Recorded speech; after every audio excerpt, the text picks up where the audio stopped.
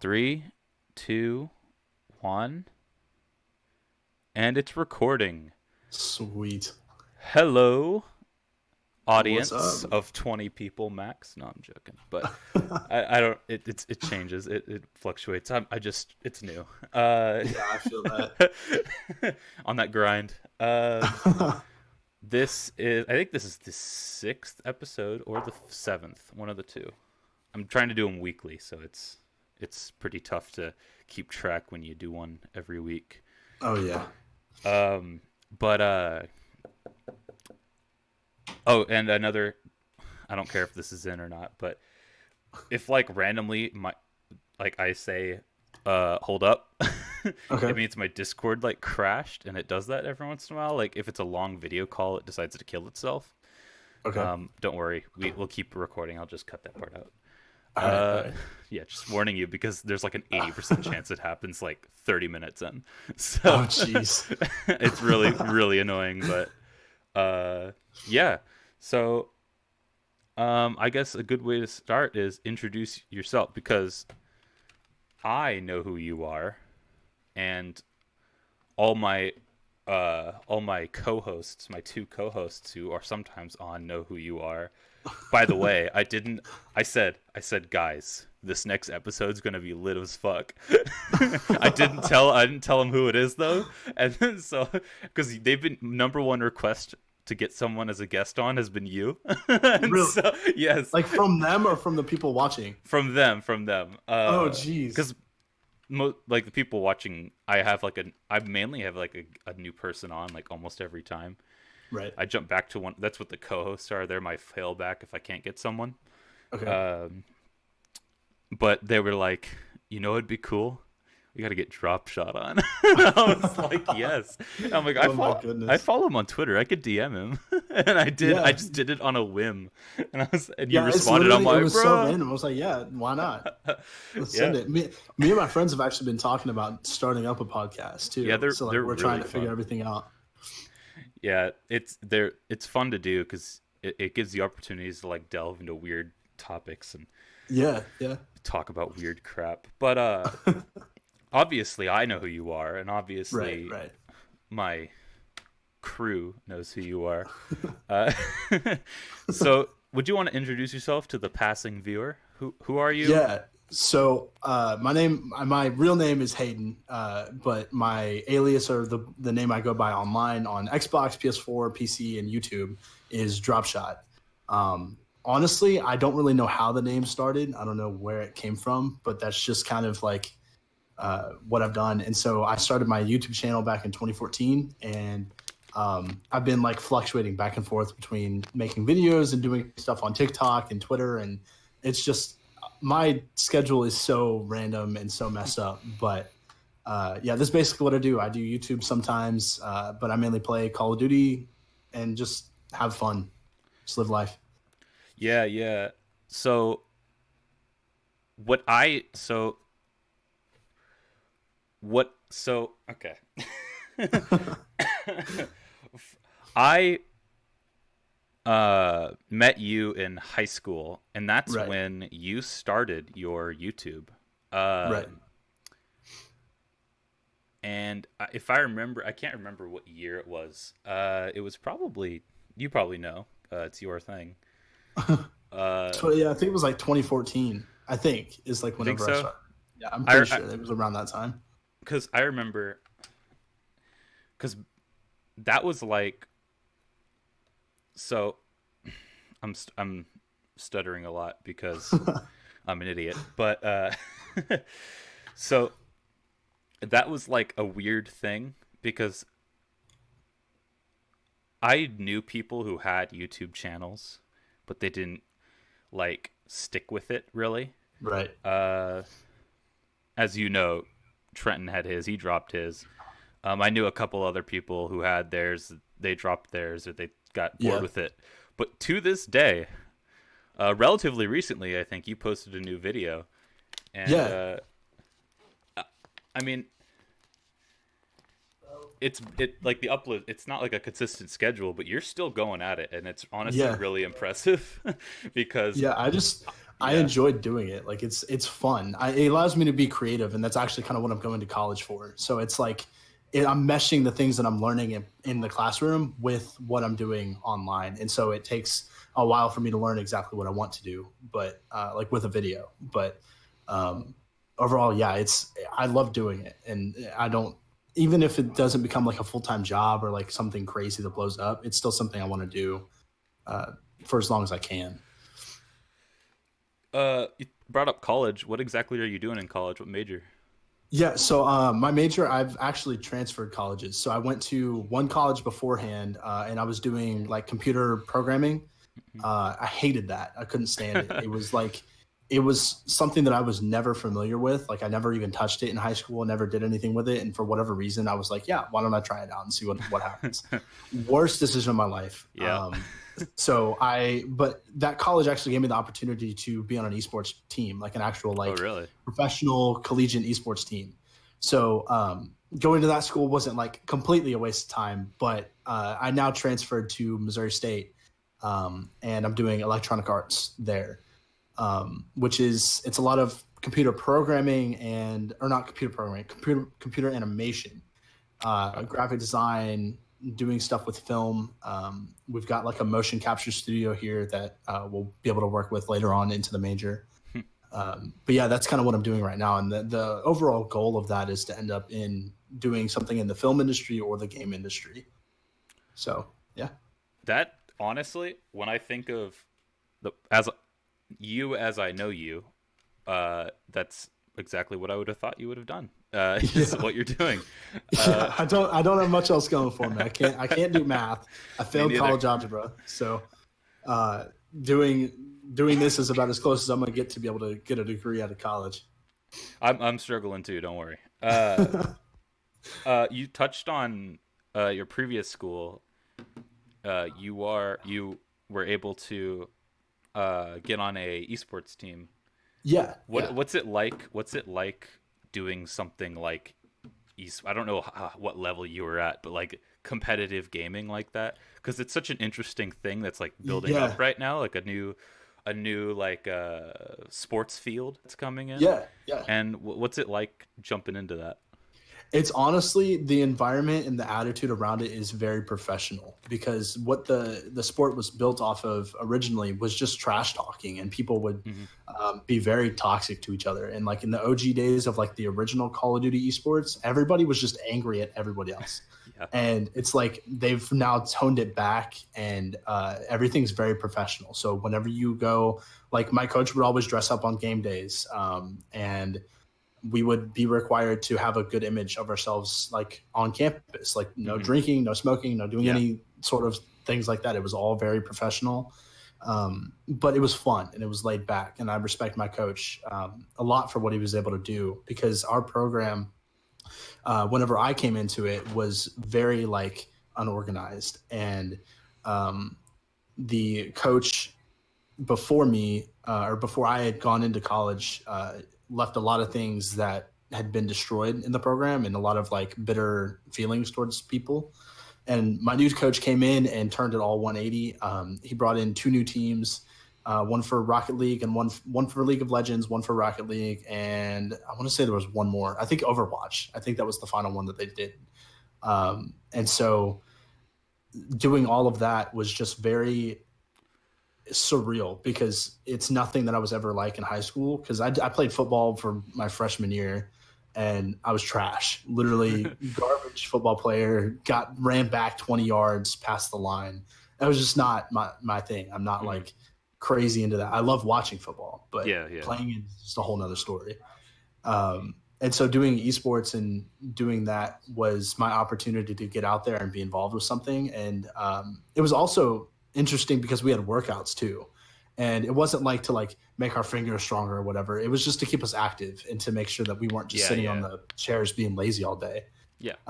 So we had to check in with our coach and tell him like when we worked out and when we did this stuff, and he kept us accountable for grades, all of that. It felt very professional. So it was a lot of fun though. Like we went on a trip to St. Louis, because that's where I think it was the championship. It was the League of Legends championship finals were in St. Louis. So we all drove down there, from college and watched that, stayed overnight, and watched the game the next day.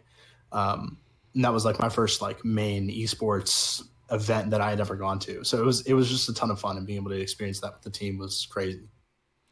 Yeah, being the nerd I am, all my friends in some way, shape, or form are huge into like either video games, movies, whatever. Right. But a lot of them are into like video games, and a lot of them, like I'd say at least three, man.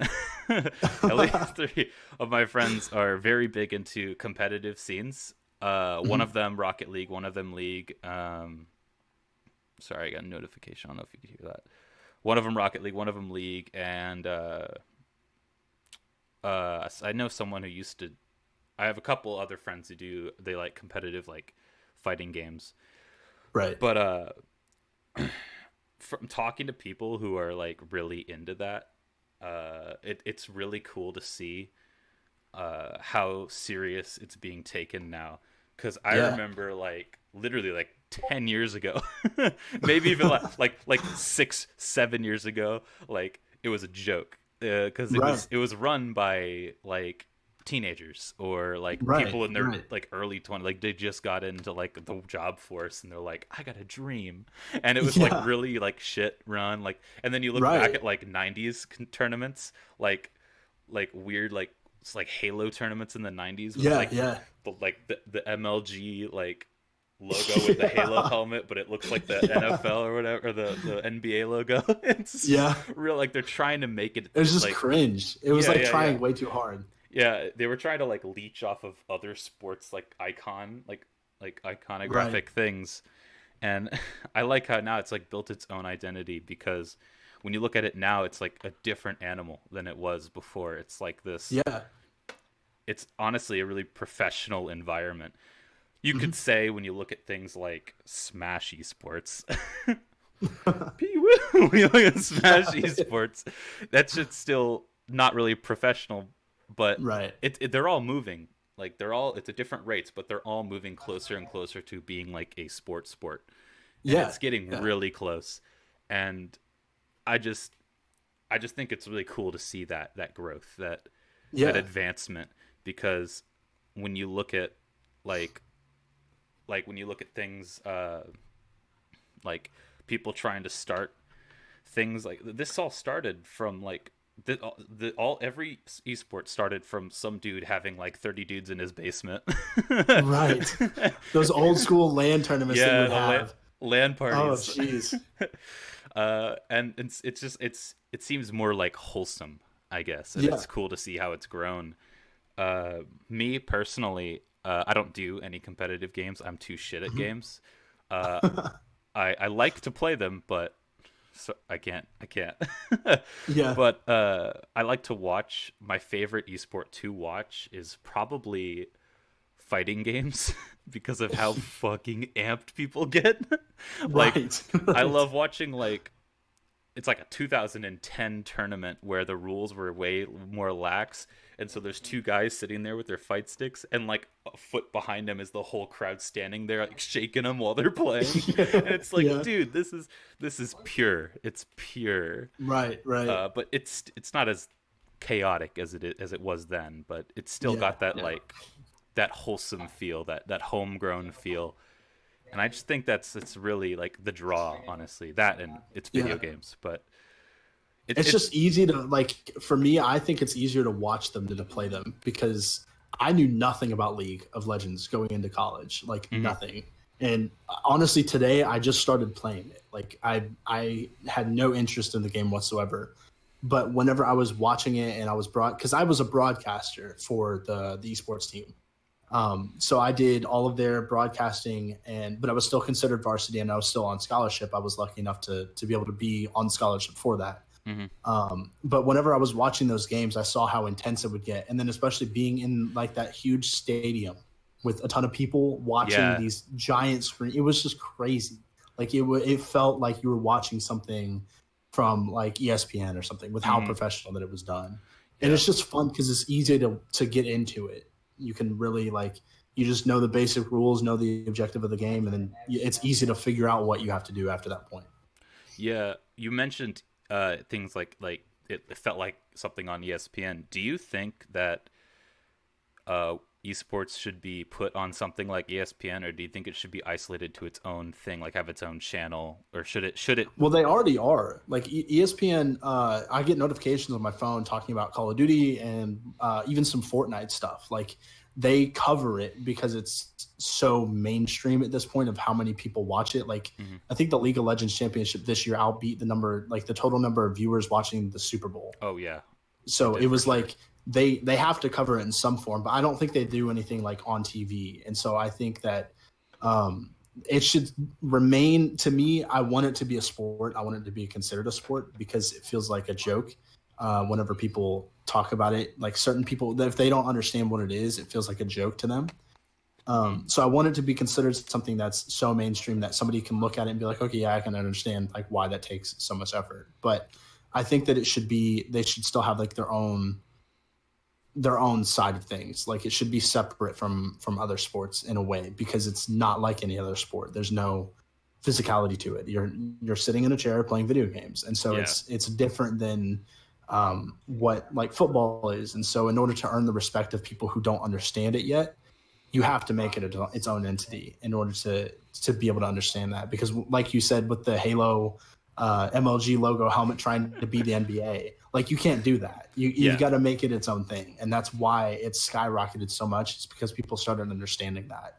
And whenever like with the Fortnite World Cup, that was its own entity, and some like 16-year-old kid won how much off of doing that? It was a huge number. Dude, yeah, it's like how like you can't you can't make that happen by just throwing it onto something like the NFL. And so I definitely think that it should remain its own thing for now, unless somebody wants to pick it up. But yeah, I would agree personally because I think that it's falls. There's like an umbrella that is the idea of like modern sports, right, and there's like athletic sports, football, baseball, whatever. Then like non-athletic sports, like I would put competitive games and chess in the same category. Yeah, because they're both considered sports. But you don't have to lift weights to get better at chess or at League or CSGO or whatever the hell you're playing. Right. Like you don't need to do any physical training. It's all like mental, like muscle movement, reflexes and stuff. It's more brain oriented. Mm-hmm. So I think it should have its own category or its own, just its own grouping because it wouldn't get the justice it deserves if it was lumped in, I think, with other things. I think it needs to have its own like ESPN gaming or something, just to like give it its own thing so that it's not outshined by football, baseball, all that crap. So give it a chance. You got to give it a chance. You can't put it against you can't put the newbie boxer in the ring with dude who's won 100 fights, you know? Yeah, like, 100%, you can't do that. 100%. We were I kind of lost track because I started thinking about like the ESPN stuff. But sorry, I have like the worst phlegm. Oh, so you you were on a team. What was it an overall team with like different sections, or was it like kind of team? And which one were you like, because you said you were the broadcaster, or whatever. Which were you broadcasting for? I was broadcasting everything. So at the time they had Rocket League and League of Legends. They put in Overwatch after I transferred.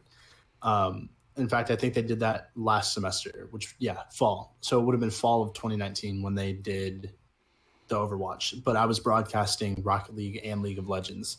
And so I had essentially, it was like an overarching thing where they had like the main coach who coached over all of the teams, and then the teams would branch out like during practice and do their own thing with each team. But like I was in charge, I was like the head broadcaster, and so I had two like actual casters that would help me out with it, and they would actually commentate the games. And I would be in the background running all of the, streaming it to Twitch and all of that kind of stuff, Yeah. and checking chat. You're running all the equipment. Audio. Yes. Yeah, essentially. And so we were all considered varsity because that was like the main staple at the school I went to. And so we all had scholarships, and so we all did our own thing with each of the teams.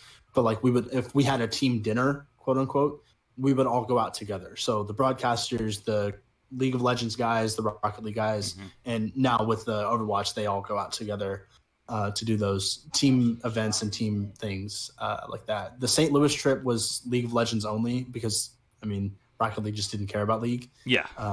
Like just the same as League didn't care about Rocket League. Like some of them played it, but their main focus was their games that they were playing.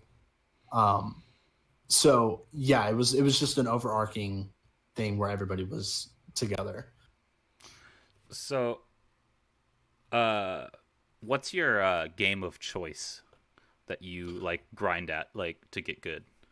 Oh God, probably COD. It's been COD so? ever since I started my YouTube. I've been getting into Destiny 2 though recently.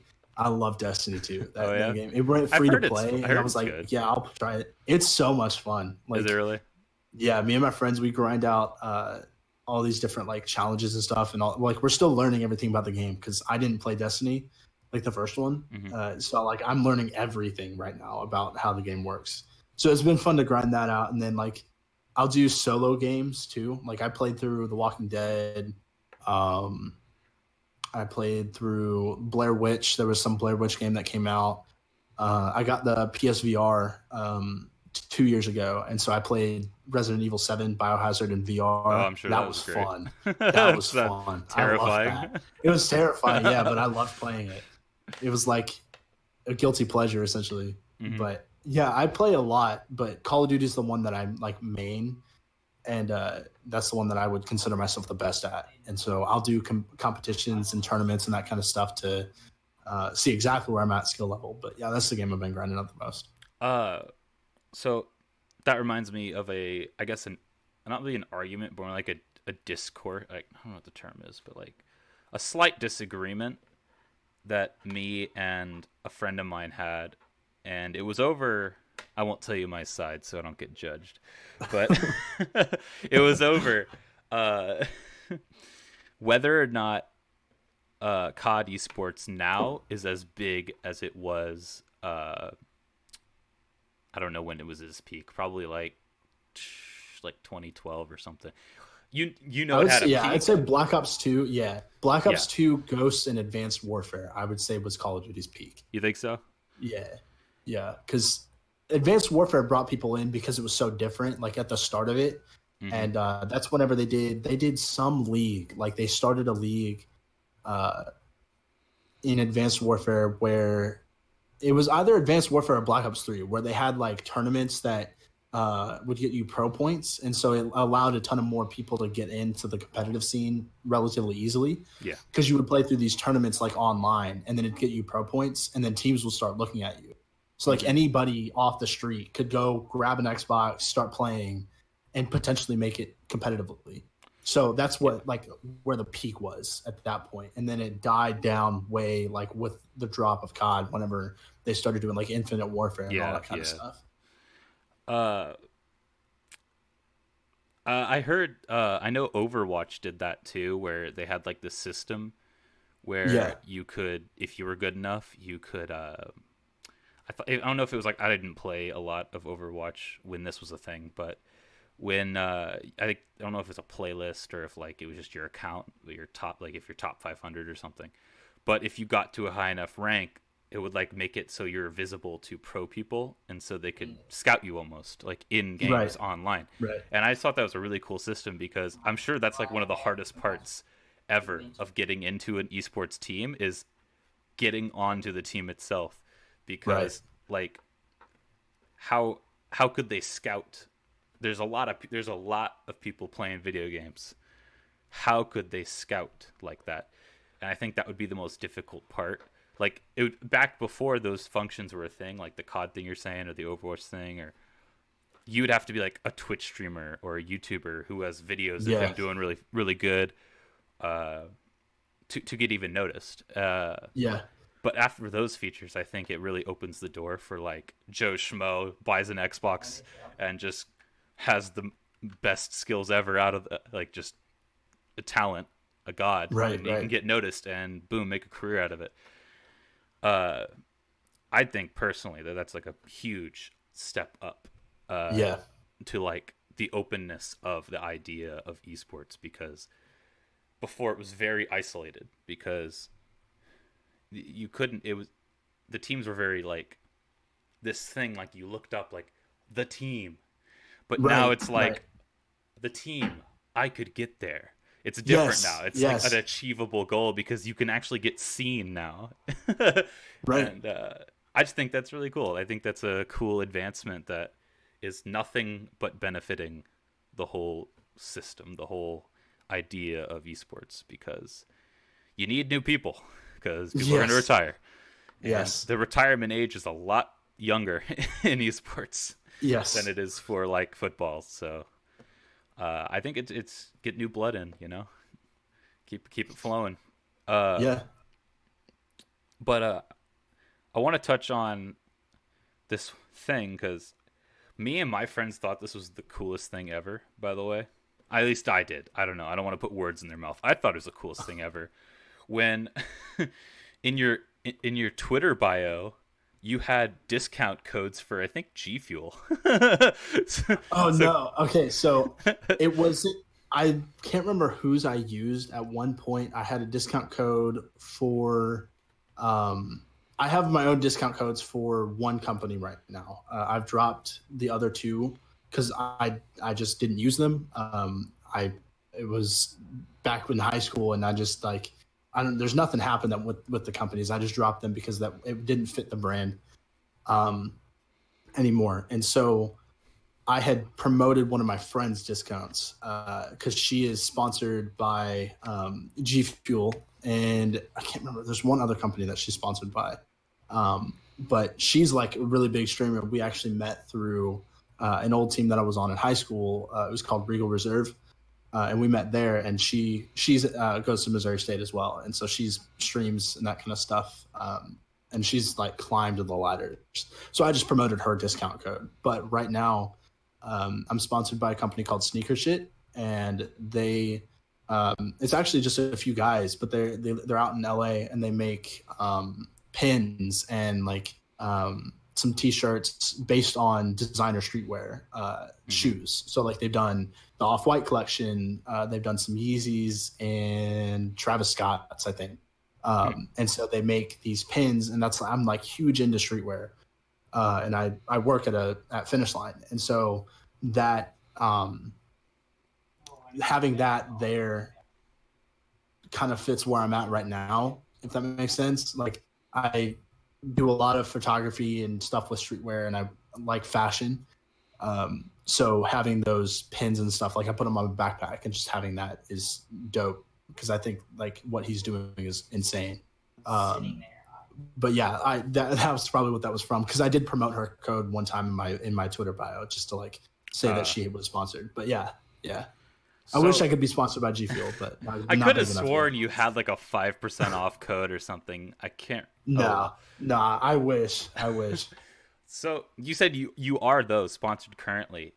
Do they come to Yes. you, or do you go to them and go, No. "Hey, I could No. sponsor"? I go to them. I go Okay. to them. That's kind of how. For me, it's like this guy is a startup company as well. So for me, it's like I'll promote your stuff if you send it my way. I'll do some photography of it. I'll promote it. I'll put my brand on it and like throw it out there and see who catches it. If you send me some product and just like that's their payment essentially. And so for me, I see it as I'm not trying to get free stuff out of this. It's more like you're a startup company. I want to help you out because I know like I like what you're doing. I like the type of product that you make, and I want to promote that. And so I'll promote it. And I've done some photography shoots. I've actually got a friend. She's got almost 1 million followers on TikTok. She said that she would help me out with it. So I just enjoy promoting these companies that I think are doing really cool things with product that isn't quite getting out there the way it should be. And so if I can, promote that just to have some free product, then yeah, why not? But yeah, it's fun. You mentioned streetwear. Uh, Mm-hmm. my when I There's such thing as mental images. When you think of a person, an image pops in your head. When I Right. think of you, I think of that keychain. I don't know what it was, but the long belt or something with like Oh, the the yellow off-white belt? lines on it.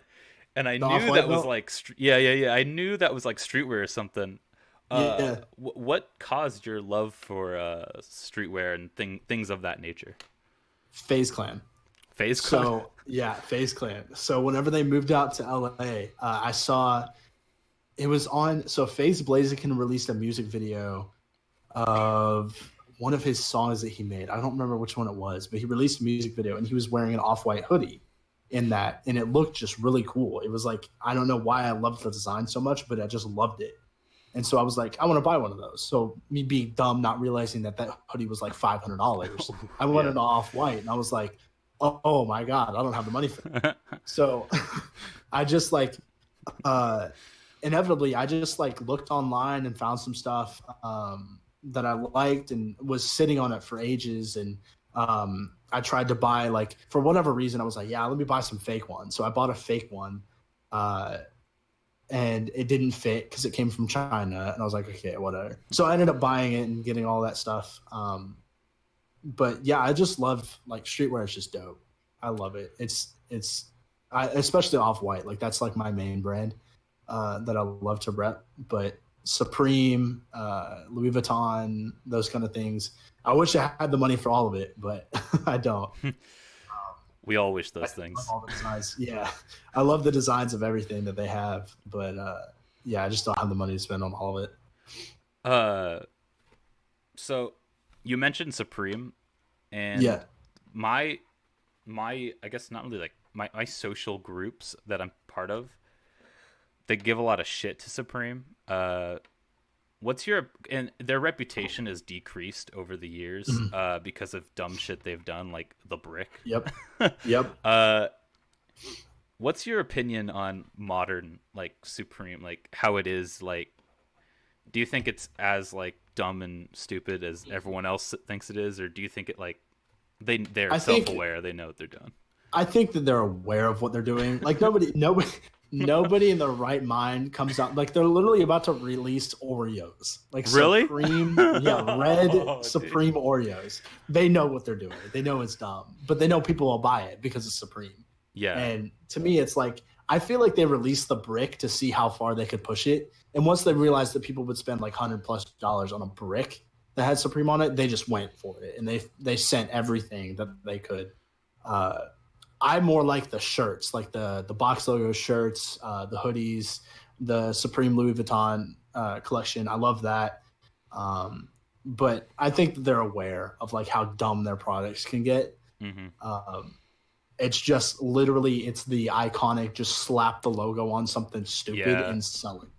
And so to me, it's like I'd never spend $100+ on a brick or on a Band-Aid or whatever. I have thought about getting the Oreos because there's no way they're going to be $100+. Yeah, they're Like, probably I'd going to be spend probably $20. Yeah, if I'd they're spend if they're $20 on some relatively like Supreme Oreos. reasonable, I'll buy the Yeah, Oreos.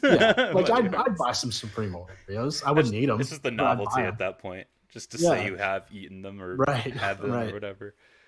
Uh, Supreme to me is like one of the cheapest brands out there because they have, like, you can go on StockX and find like a Supreme T-shirt for like $50.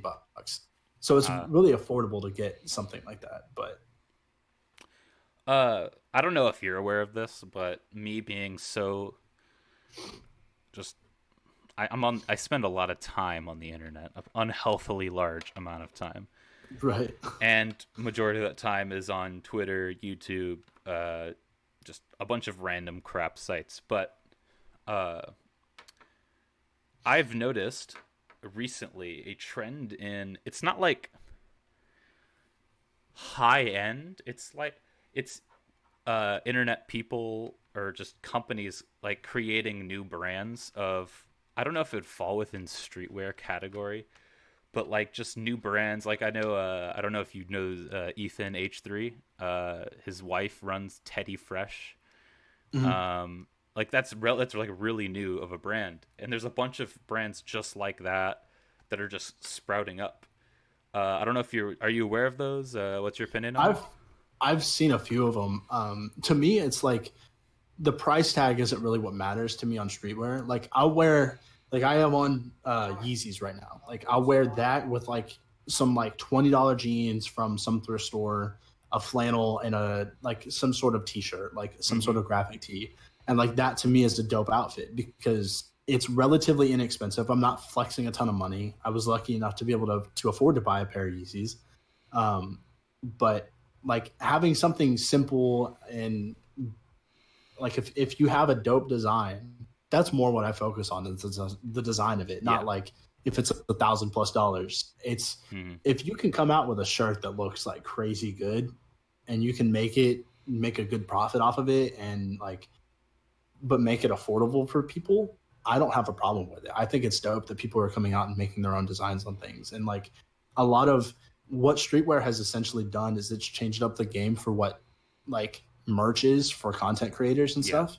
Like it's no longer just slapping your logo on a t-shirt and selling it. It's Mm-hmm. like I want to make a design that like would look cool with this certain outfit or um something like that. Like the Misfits, they made a Friends inspired hoodie that was like Oh yeah. Misfits, but written in the Friends logo. Like that's dope. That was like Yeah. I've I wanted one saw of those that for one. ages. Yeah, and it's like you didn't just slap a logo of Fitz's face onto the T-shirt and selling it. You're like Mm-hmm. actually trying to make something that looks cool and that people would want to wear.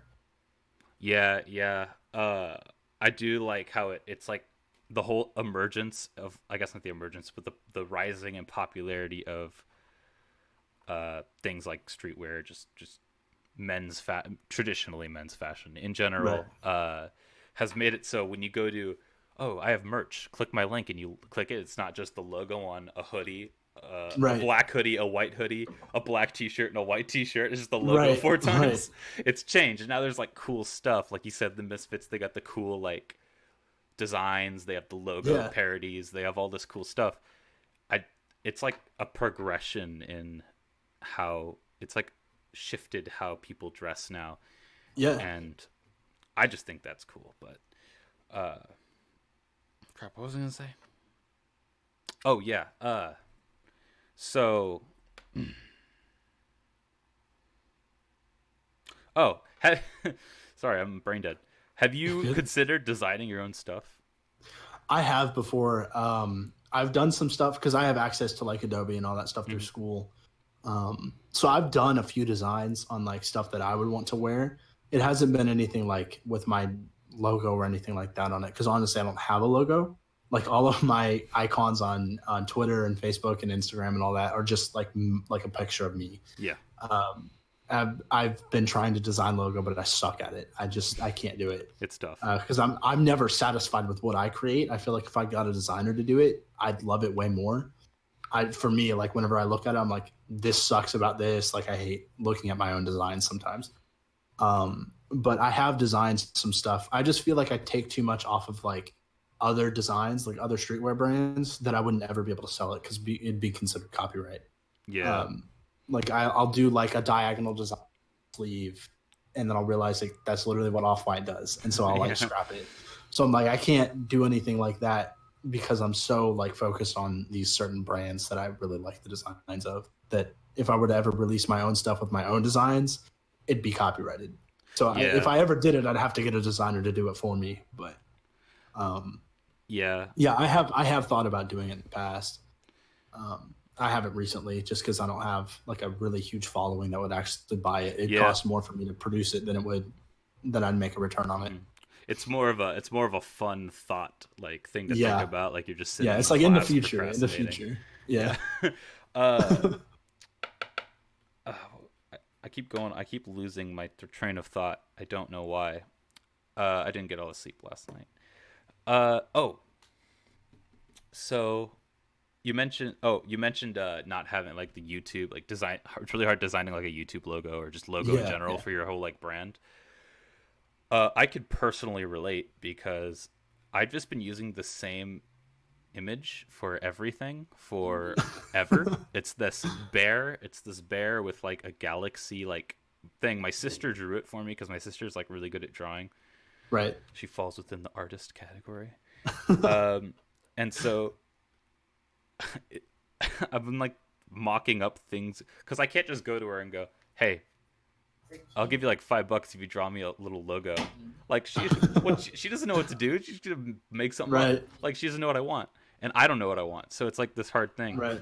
Uh, so I think it's harder than you would think to like just in general design things, especially if you Yeah, don't have like a designer's mindset. Like you have to right, like be born with the brain power to just understand the concept of this will look good like this and this will match right, this, and because if you don't, you'll put someone together in your head and you're like, what was I thinking? What is this? It looks like chicken right, scratch and right. it's all dumb.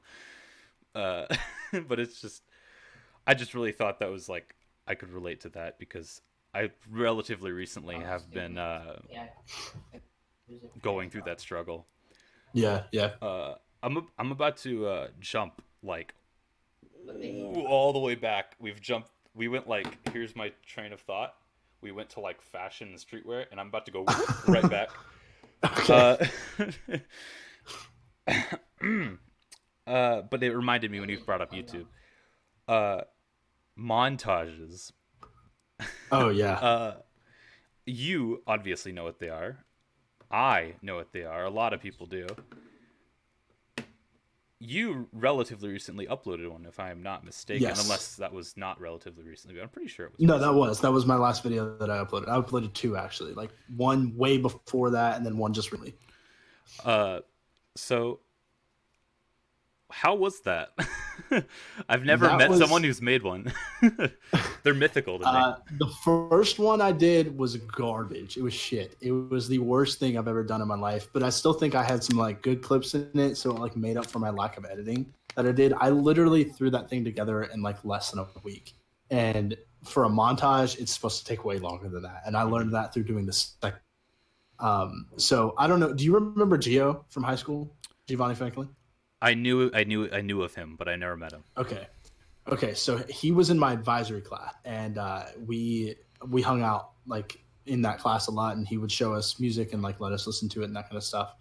Because that's whenever he started making music, and he ended up moving out like after high school. He moved out to LA with FaZe. Ooh, man. So he like yeah, like I don't know if you can. I'm pretty sure that you can. Yeah, you can because he released a music video with FaZe Adapt. So he Man. started making music with or doing that, and then something happened where he was able to move out there with them. And so like I've talked to him after high school and all that kind of stuff, and then we texted one day because I saw him on FaZe. Who was it? It was either FaZe Banks or FaZe Temper's story. And I was like, wait, I know that dude. Hold up. And Yeah. then he was like right next to Adapt. I was like, bro, wait. You live with FaZe? He was like, yeah. I chill with them, I vibe with them, like they're my friends, I'm homies. I was like, bro, that's insane. And so like we've just been talking after that, and then like ever since he started doing music, way before he lived with FaZe, I had like had an idea of using some of his music for a video. Like I was like, I want to do that. I know him, I want to promote his stuff. So I hit him up over a Christmas break, and I was like, yo, would you mind if I used your music in a video? And he was like, yeah, no, of course, go ahead, go do it. Like you have full access to all of the tracks that I've released. And I was like, dope. So I decided to make that secondary montage using his music. And I was like, well, if I'm promoting his brand and I'm promoting what he's doing, I want to do. Wait, what? Remember when I said Discord might shit itself like 30 minutes in? Did it shit itself? It's about to shit itself. Okay. At least once. That's so weird. It is. Sorry to cut you off mid sentence. No, you're good. Just kind of like pick back up where you were. Okay. So basically, whenever he told me, so he gave me access to his music. He was like, you can do whatever you want to. with the tracks. So I was like, dope. So I started editing it. I had all of my clips, essentially all of my clips, kind of already put together in a file that I wanted to use for a montage. I didn't know when I was going to do it or how I was going to do it. But they were all from Modern Warfare, the new one.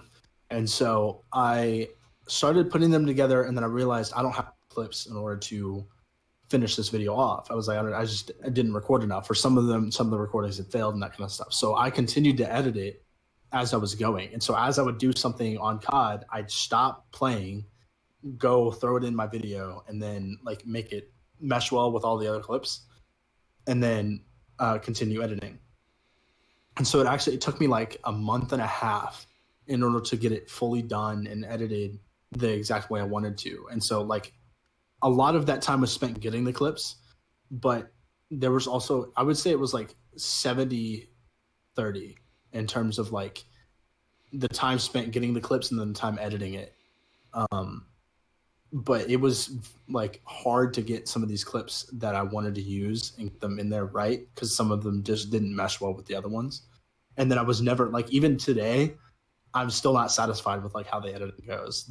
I always have like this point where I just have to like stop, because I know that I'll never get it done if I continue going back and looking over like things that I could do better on this and this and this.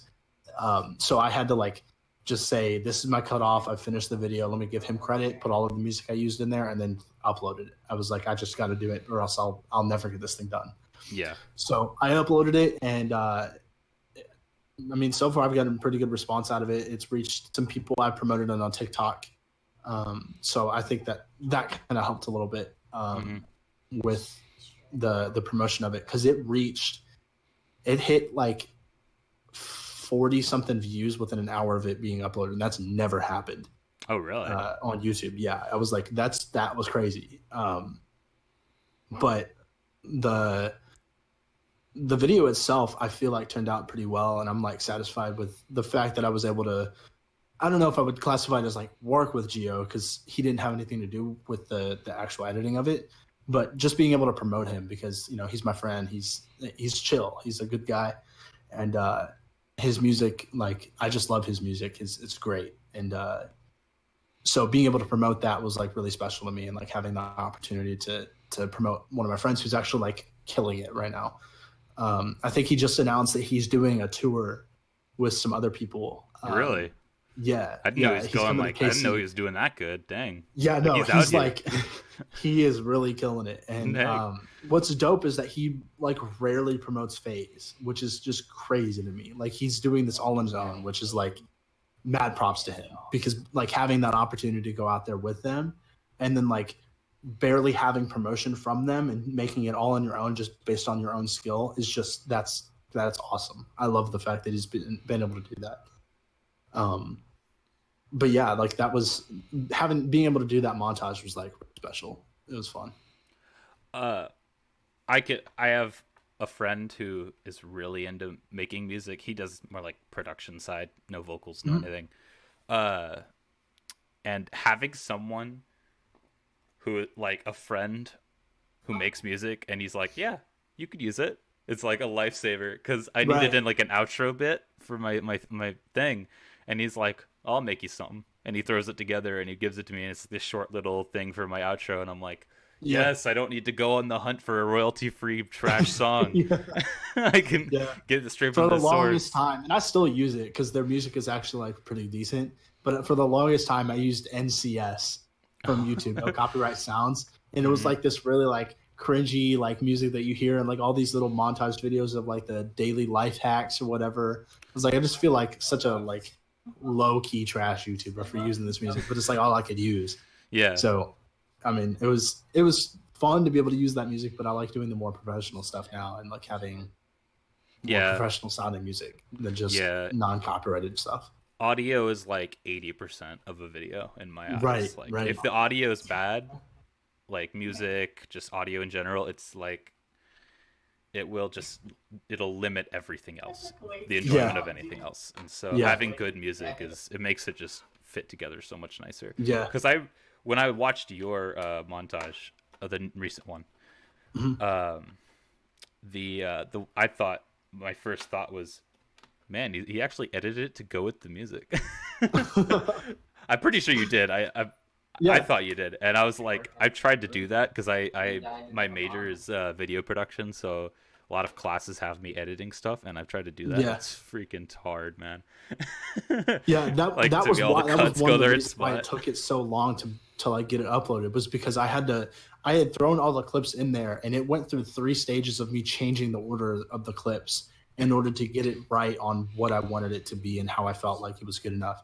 And like Hmm. even to this day, I can notice times where it's like offbeat, or like I hit a shot and then like the beat comes later. It was like it's you can't make it perfect without slowing or speeding up the clips. And in some cases, it looked way too like obvious that I was speeding and slowing stuff down in Yeah. order to get it on beat at the right time. Hmm. But the ending part was like probably my favorite part to edit, because I started like, rather than looking at like what I could do on my own, I started researching and like looking at different types of edits and different overlays that you could put on stuff. And so I found like one where it was me playing on shipment. I was using the Car 98, and like every time I would zoom in, it would blur the screen, and Yeah. then I'd shoot, and then it'd go back to being unblurred. I was like, that's cool. Like I didn't know I could do that. So I Hmm. learned a lot actually through editing that too, and some of the stuff I used in class, like I was learning in my class at the time, I used in that video.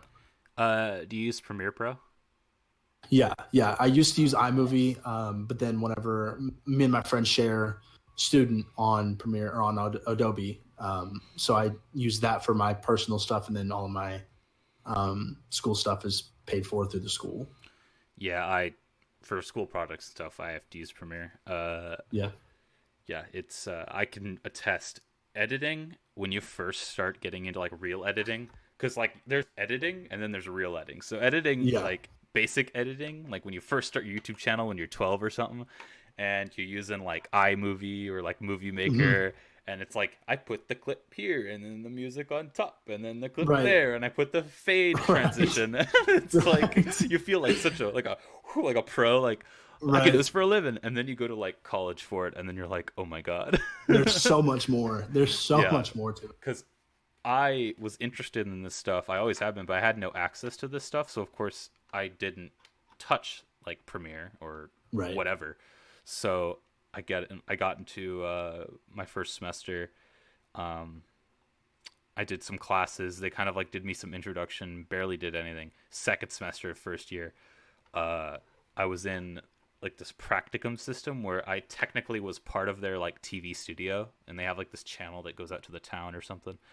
And I had to like make these things called packs, and so you had to make something like every week. You had to make one of them, and it was all in your own time. Like you had to get it done, and they weren't bad, but it was bad for me because when I first start, so my pack, so I had no editing experience because I was dropped in like deep end immediately, and Right. I didn't even Right. know how to swim. So I was like flailing, and I was like, "Please, producer, please help me." And he's like, he looked at me and he's like, "You should use Final Cut," and he made me use Final Cut, which it's not a bad program. But you learn the hard way that after using Final Cut and Premiere, he dropped me in the worst one ever.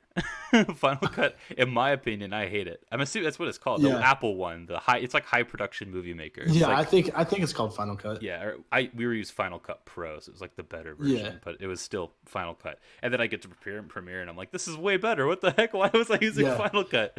He's like, Premiere no, is it's the nice because you can like, it's easier to find the tools that you need and the help that you need to yeah. edit the videos. Like if you're confused about something, most people use Adobe Premiere Pro Hmm. for their stuff, so it's like easier to find stuff on YouTube on like how to edit it and how to do that.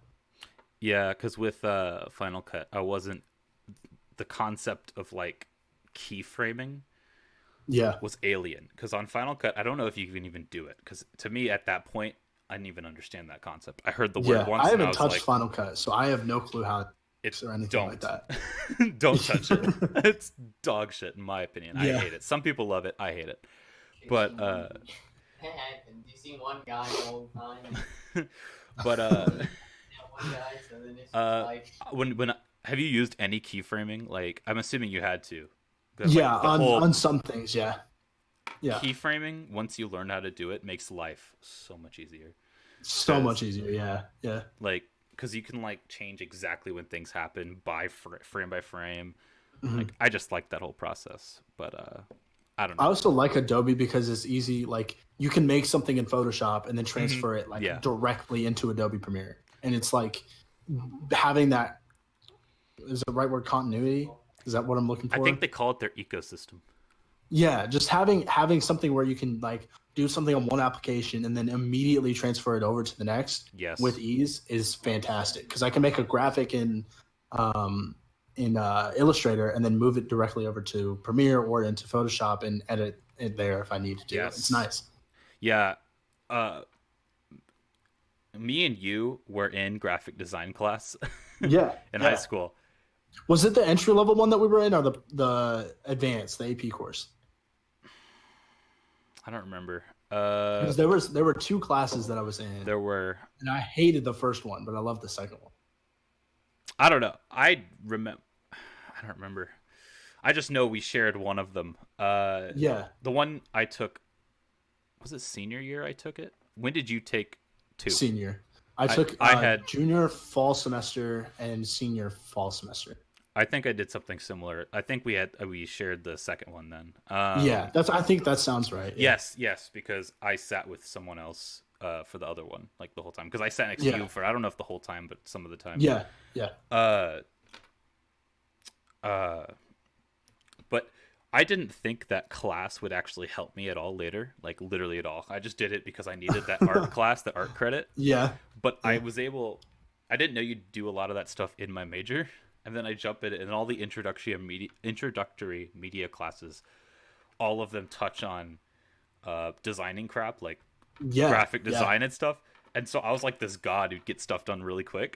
And so I'd be able to like leave class early. Now, I was like this like super like genius, and everyone was like, "How'd you do that?" And I'm like, I took like a whole year of a class like in high school. This is just not hard, like because everyone else was making like really simple stuff, like like they traced something, like filled it and made that their logo with like an already built font on it, and I'm like, right. I could build my own font and do that quicker than they could do that, and I was like, I felt like I was like being like a show off because I would just finish my stuff like a day before everyone else. So I'd start the project on the day we started it.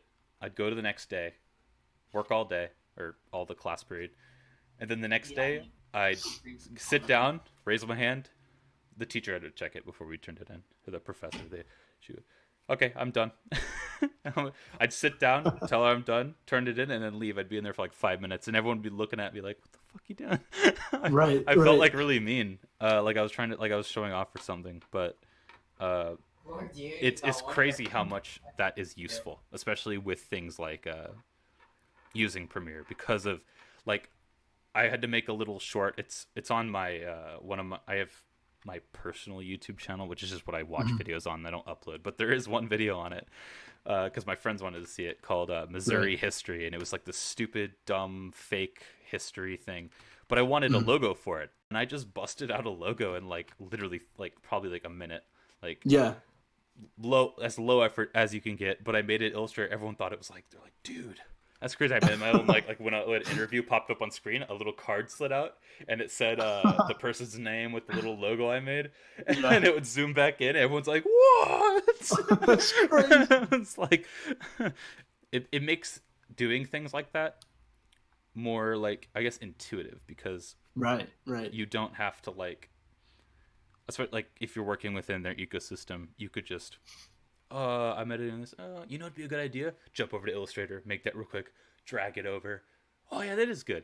It makes it so it's like a really good, like simple, it's just smooth easy process. It saves time. It saves so much time. It does. It saves a lot of time. But jumping back to the idea of montages, oh, I just burped. That when I saw that you uploaded that, because I forgot how I saw it. I think like on Twitter or something. My brain jumped to the past, to like 2000. I don't know. Whenever I remember seeing people post montages, and when I was in like early middle school, Yeah. and like they had like the same like same four songs, like Yeah. like they're spinning in the air with their sniper. My hope will never die. That song. Like And the it's like, old school yeah. montages. And they're doing like their sensitivities on max. They're doing the spins, to Yeah. grab it on ladders and stuff. And I went back and it gave me like this huge burst of nostalgia. And I'm like, oh my God, this is still a thing. Yeah. I thought this was a dead art, but it's still alive. Yeah, no, I loved it. I like because how I kind of got into FaZe Clan is I was always with their Ilcams that they did their montages, and so it was Ilcam 50 that they like literally released. Oh God, what year was it? It was like they released it in like 2017, 2018, something like that.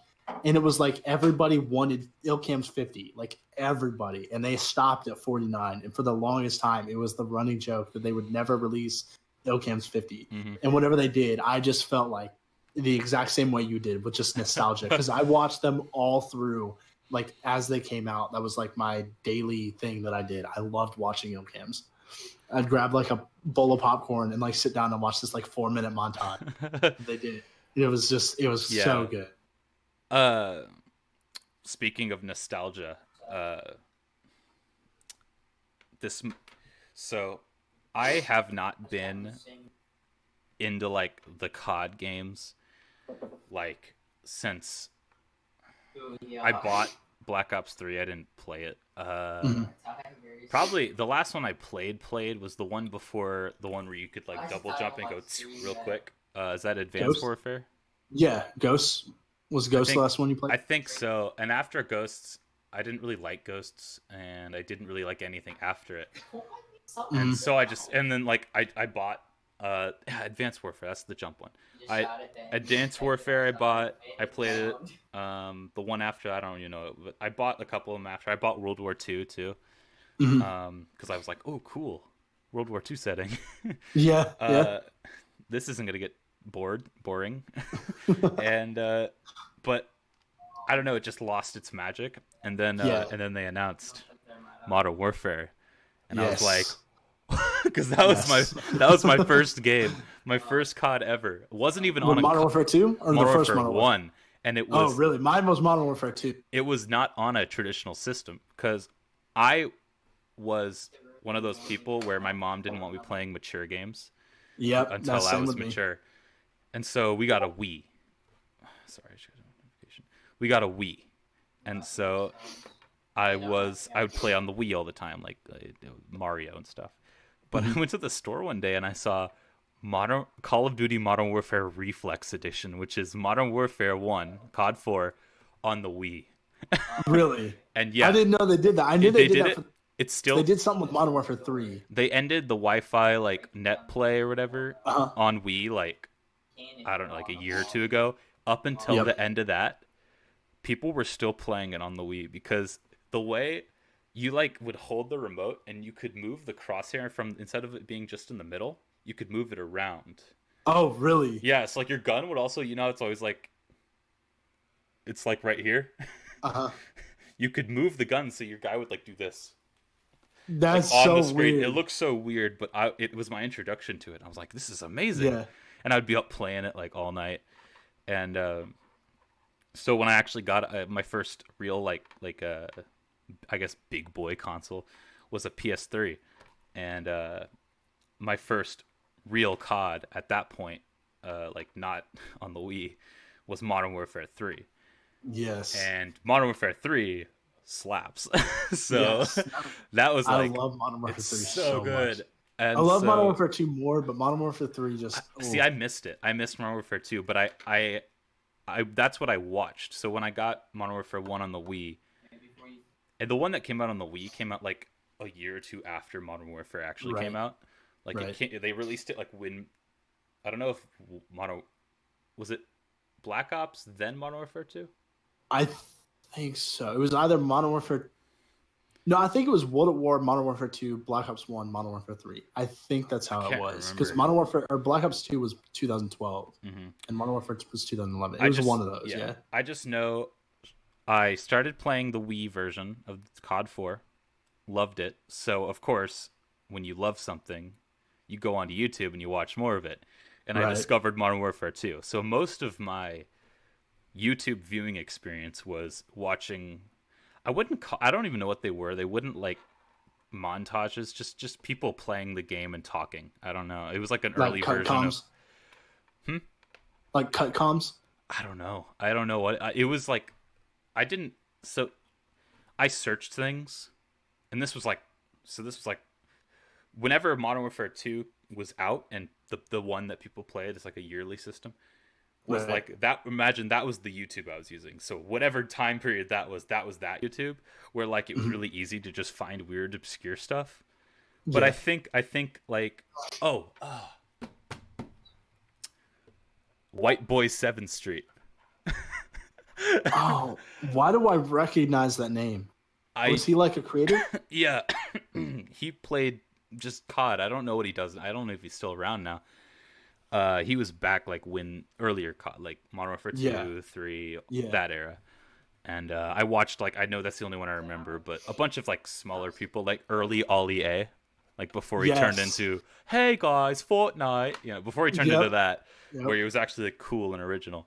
But like, and they would just like talk over recorded gameplay. Like it wasn't, and they weren't talking about anything, but they were just like, oh yeah, here I shot this guy.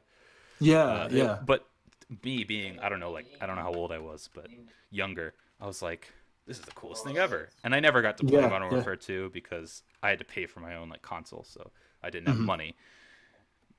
But by the time Modern Warfare 3 came around, I got the PlayStation 3 at the end of Modern Warfare 3's life cycle. So I got it like, I think one of the DLC came out already by the time I was, and I never bought DLC because I barely had money to even get the game and get it. So I was like I was that guy who's like, oh man, those maps look so cool. I can't play them. But so when I having all that background, when I think of like Call of Duty and like early fun Call of Duty memories, not like that weird dead period they had with like Advanced Warfare, Black Ops 4, Infinite Warfare, the Dark Age. Yes. My brain immediately goes to me like thinking it's the coolest thing ever, like Modern Warfare 3, Black Ops. I watched a lot of Black Ops. Whatever was after Black Ops 2, all that, like those games, that like era was like huge. Like it was like when I had like no problems. And I would just go home after school, hop on my PlayStation, and play. So when I saw that they announced Modern Warfare, I was like, and so I like had to get it. And of course, I pre-ordered it. I played the beta. I thought it was the coolest thing ever. I'm loving it. But I love this game. It's indecisive, or I guess it's decisive. I don't know what the term is. It splits people, the community. Like you'll go on like any Twitter post they do, dead game, blah blah blah, terrible, fix everything, and then other people are like, get good, this game's great. I don't know what you're talking about. I think it's great. I have no problem with it. Yeah. Do you think it's good? I think it's one of the best CODs that we've had in a lot of in the past. Oh god, I'd say I loved Advanced Warfare. I don't know why. I just loved that game. I have a lot of nostalgia around it. So I would say after Advanced Warfare, like it's the best COD that we've had since then. And to me, the game is really geared and like, I don't know who would be listening to this, who would play like this. I just think that the game is geared towards the very, very, very, very, very casual player. Yeah. Where they don't care about like getting 25 kills in a game. They care about getting their one kill, setting down their claymore, and just cheesing people. I don't know how to do that. It's not fun. And I know. I will call them out for it every time. I just don't like that play style. And for me, it's like, that's how you play. That's how you play. But I'm going to destroy you and teabag your body every time. Like, I don't appreciate that play style. And to me, having the game catered towards that style of play I don't know. I just don't like that at all. I feel like you should like get in there. I've had my camping days. Like I used to sit in corners and like I cower think back in everyone fear. did. Yeah, but like you earn your stripes. You earn your stripes. You sit there and you like get the nerve to push out a little bit and get a few kills, and then you go back to your corner. Like start moving and progressing forward. But the people who still run the M4 overkill, MP5 or 725 cannot stand it. I can't stand it. There are It's so many bad. other guns in this game that are fantastic that you could be using, but instead you just use the cheesiest ones, and I don't understand it. For competitive, I understand like you use the most overpowered gun. That's how it's Yeah, worked yeah. for ages. But like sitting there in a casual lobby, just cheesing people by using the 725 with slug rounds and the M4, all that is just so dumb. It's so dumb. It is. It really is. I think honestly, it's gotten better because I remember Yeah. launch. I opened the game. I got no multi. I played campaign first. I played like a little bit of campaign just to see how it is. But I got in the game, played the game, and I realized like you look at the kill feed and they're like, and this was like I think I played it like it launched because I digitally bought it, and Right. so it launched like, and I pre-downloaded it as well.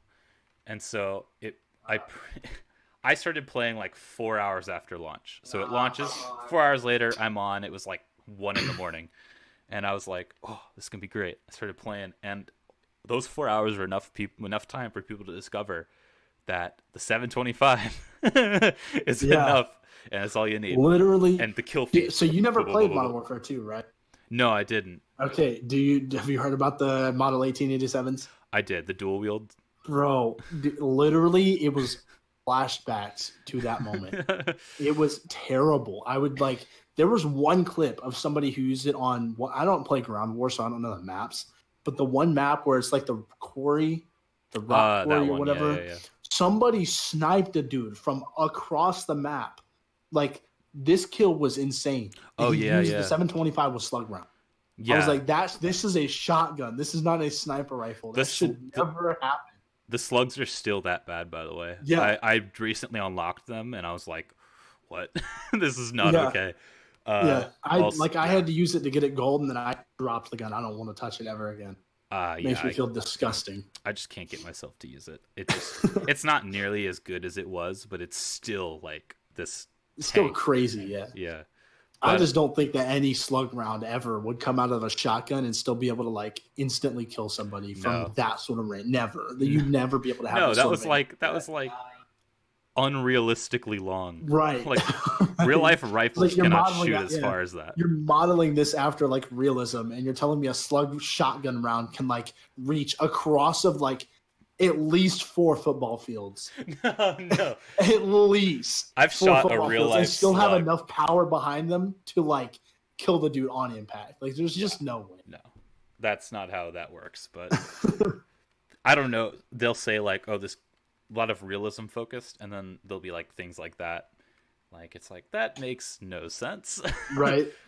Also, I don't know. Is there bullet drop in this game? You don't play Ground War, so it probably doesn't come to you very much. I rarely play Ground War. For the slug rounds, yeah, because that dude had to aim pretty damn high in order to get the kill. But I don't know about sniper rifles. I don't know like how much there is it or if it even affects them on the Ground War map. There's been talk about BR coming out soon. Oh yeah, I think it's. I don't know if it's been confirmed or not yet, but I think it's relatively confirmed with all of the stuff that's come out. But on that map, I'm sure that there'll be some sort of bullet drop because in every battle royale, like even in Black Ops 4, there's bullet drop on the sniper rifles and 'cause stuff in game. if you didn't, there'd be some dude picking people off from like Yeah. the whole distance. barely, just like you can see them just come into the render distance and like the dude snipes them instantly. Yeah, that'd be That'd be broken. crazy. But speaking of not really realism, but just the game and the way it's been going, how you'd like in the Rust map they added? Oh my god, nostalgia. Dude, I never, love of course, as I can say, I've never played that, but when I was watching the amount of 1v1s of salty squeakers Yeah. quitting, and screaming through the mic on Rust was insane. And I'm like, I'm gonna see Yeah. that. And they just Nostalgia. I think is literally fantastic. today they just released The it's 1v1 called playlist. 1v1 me 1v1 bros, me what it's bro. called, which Yeah. is like what people said. And I was like, dude, that's so great. They're I love embracing Love it. the toxicity that was Yes. whatever year that was COD. I thought I think it was great. 2009. I think so, too. 2009. I Sounds believe right. so. Yeah, 'cause that's just crazy. 2007 is COD 4, I think. So Yeah. but yeah. I love Rust. I love it. Shipment is fun too. Like everybody hates on Shipment, but Its spawns me- are kind of wank. Like yeah, kinda the jank spawns wank, are jacked up, but I love that map so much because it's such it's like 180 from like the stuff I was getting mad at about people just sitting in corners. Like You it's can't. so easy. Yeah, like my favorite thing to do on that map is that the people will go into the middle container and then the side container by I think it's not on any side, but it's by the crane or whatever not the crane, but you know what I'm talking about. They go into 2 containers. Yeah. They sit there and just camp the whole game. My favorite thing to do is just lob a C4 in and wait for them to panic and then blow it up. Like I love doing that to them. It's Yeah. so satisfying. I loved this is because I follow what's it called, crap, brain fart again. I follow Call of Duty on Twitter, all that, and they like post their updates, and I love looking at replies because this was this is how it goes. It was slow game, I hate it, too slow, campers wazoo, shipment released, and it just switches 180 to too fast, too hectic, Too fast. can't handle it. I'm like, what? Guy, what do you want? That you It's were like all complaining of the so people hard. who were camping. Yeah. Well, what I think is funny is that I feel like all the people who were camping and loved the game in the state that it was in, like loved being able to just sit in a corner Yeah. the whole game, got a Twitter account just to start complaining about shipment being too quick. I love it. I love it. Yeah, it was like I saw that and I'm like, guys, there's no pleasing you. You Right. can't. They literally The COD community is Yeah. a beast, and you'll never be able to feed it enough. But it's no. like that's what it's built on. Is just people being dumb, just stupid Yeah. people complaining about stupid stuff. Yeah. Like I remember whenever like it was bad, like it was almost this bad in Black Ops 2. Whenever David Vonderhaar, like they nerfed the DSR 50 and made it to where I can't remember. I think it was that it was slower. I think they made it slower, and like people were like legitimately saying that we're going to find out where David Vonderhaar and kill him. Oh my god. And he had to like hire security guards and bodyguards to like protect him because he didn't know what was real or not. And he wasn't even the one who made the decision. They just went after him because he was the lead multiplayer developer. He's the guy like on the videos. Yeah. I was like, bro, like y'all are taking this way too. They nerfed the gun because it was overpowered. Take it easy. Like it's not that big of a deal. Yeah.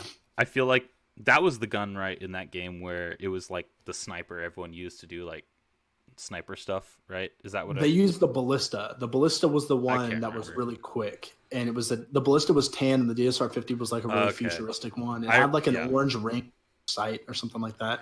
Yeah. I feel like that reminds me of like every COD has that gun, like that sniper that everyone uses for their sniper stuff. In this game, Modern Warfare, I don't think there is one. People use the AX50 a lot I don't because know. that's the quickest I don't one, even but use it gets a lot of snipers. hit markers. Is that the fat one? No, the AX50. I think it's the first gun that you get, like the first sniper, first or second. Oh yeah, I know what you mean. Yeah. But people also use the marksman, like the Car 98, and the that's what I use lever for, like, action one. Yeah, I like that one because it's Yeah. I put like Quick. the reflex sight on it, and I just Yeah.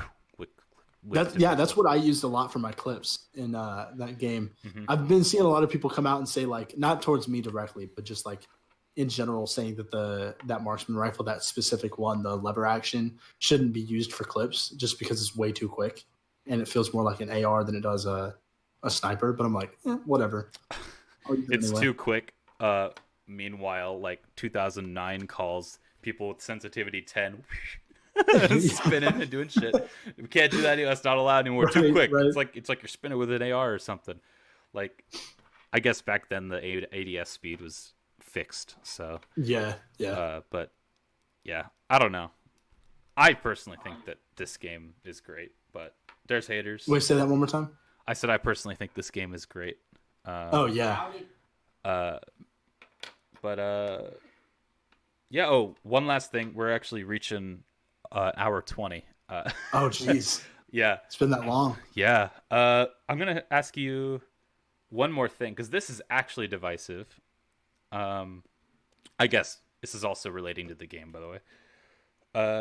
I've seen, because as I said, I'm on Twitter a lot. There's a lot of people who really don't want the battle royale. Yeah. They're like, it's gonna ruin it. It's gonna. Yeah.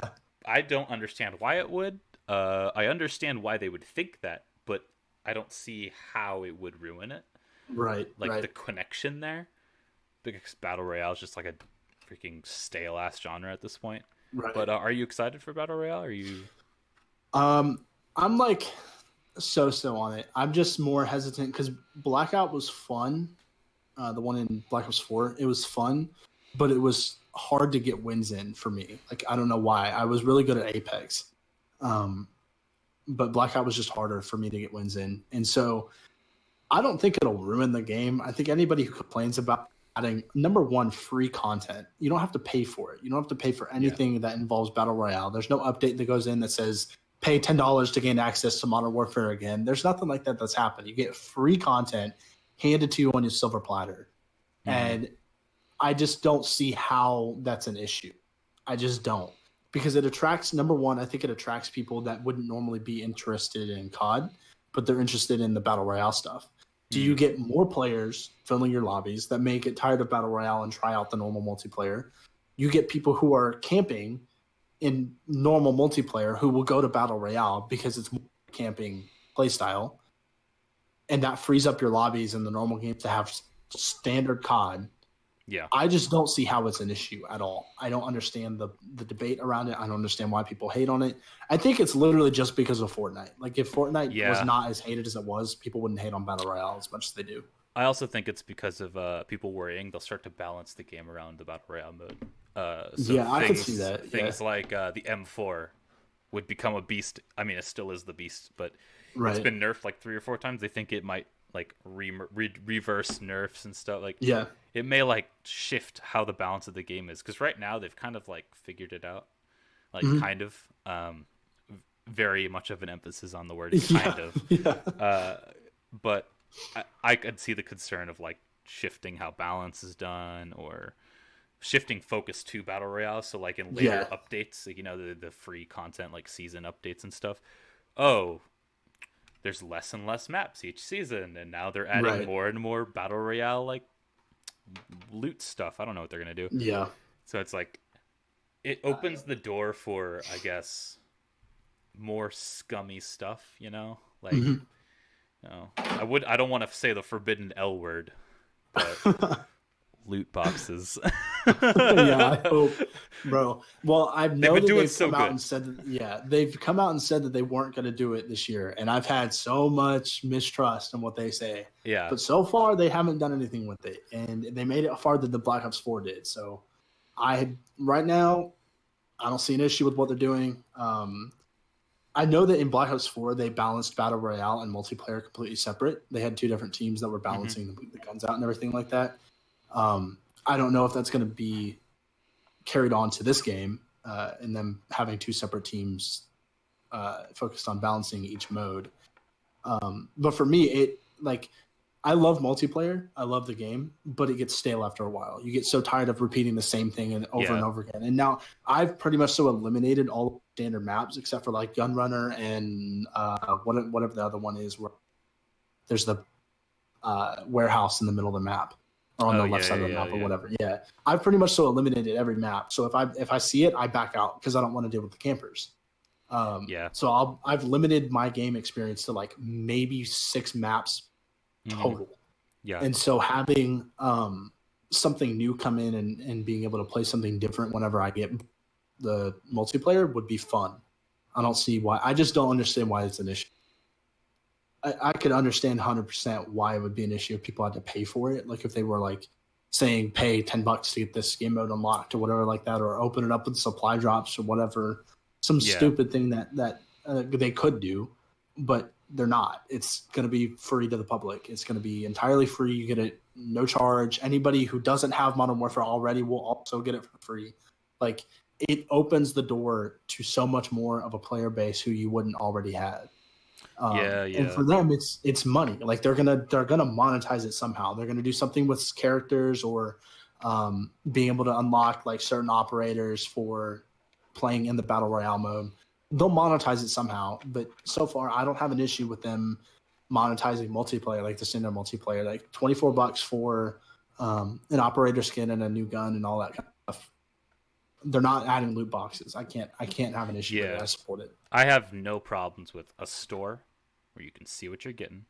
You Right. click buy. The battle pass system is great because I bought the first one and I don't need to buy them ever again because I play enough that I get the 1,000 COD points and I can just get it next time.